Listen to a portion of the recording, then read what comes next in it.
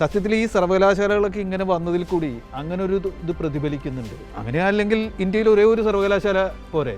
അത് പ്രാദേശികമായ ഇച്ഛയുണ്ട്, പ്രാദേശികമായി ജനങ്ങളുടെ ഇച്ഛയുണ്ട്. ആ ഇച്ഛയെ പ്രതിനിധാനം ചെയ്യുന്നത് അവിടുത്തെ സർക്കാരാണ്. ആ സർക്കാരിൻ്റേതായിട്ടുള്ള ചില ഒരു നിയന്ത്രണം അവിടുത്തെ സർവകലാശാലകൾക്ക് ഉണ്ട്.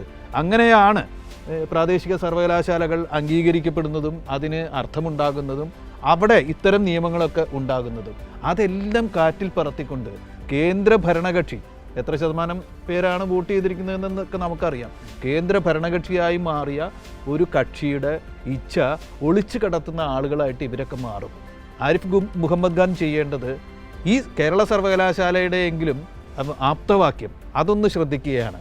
അത് കർമ്മണി വ്യജ്യതേ പ്രജ്ഞ എന്നാണ്.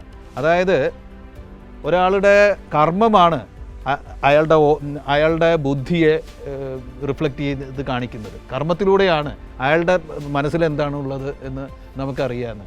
അത് പഞ്ചതന്ത്രം എന്ന് പറയുന്ന ഒരു കൃതിയിൽ നിന്ന് ഉള്ള ഒരു ഉദ്ധരണിയാണത്രേ. ആ പഞ്ചതന്ത്രത്തിൻ്റെ കഥ നമുക്ക് എല്ലാവർക്കും അറിയാം. ഒരു രാജാവിന് 3 മക്കളുണ്ടായിരുന്നു. അവർ 3 പേരും കുബുദ്ധികളായി വളരുന്നു. അപ്പോൾ അവരെ പഠിപ്പിക്കാൻ വേണ്ടി ഒരു പണ്ഡിതനെ കൊണ്ടുവരികയാണ്. ആ പണ്ഡിതൻ പറഞ്ഞു കൊടുത്ത കഥകളാണ്. ആ കഥകളെങ്കിലും ഒന്ന് വായിച്ചാൽ 6 മാസം കൊണ്ട് ഈ കുബുദ്ധികൾ സുബുദ്ധികളായി മാറി എന്നാണ് പറയുന്നത്. 6 മാസം ഇപ്പോഴും മുമ്പിലുണ്ട്. പഞ്ചതന്ത്രം എടുത്ത് വായിച്ചു നോക്കുക. താൻ ചാൻസലറായിരിക്കുന്ന സർവകലാശാലയുടെ ആപ്തവാക്യത്തിൻ്റെ അർത്ഥവും അതിൻ്റെ ചരിത്രവുമെങ്കിലും ശ്രദ്ധിക്കുക. ഇതാണ് അദ്ദേഹത്തിന് ചെയ്യാവുന്നത്.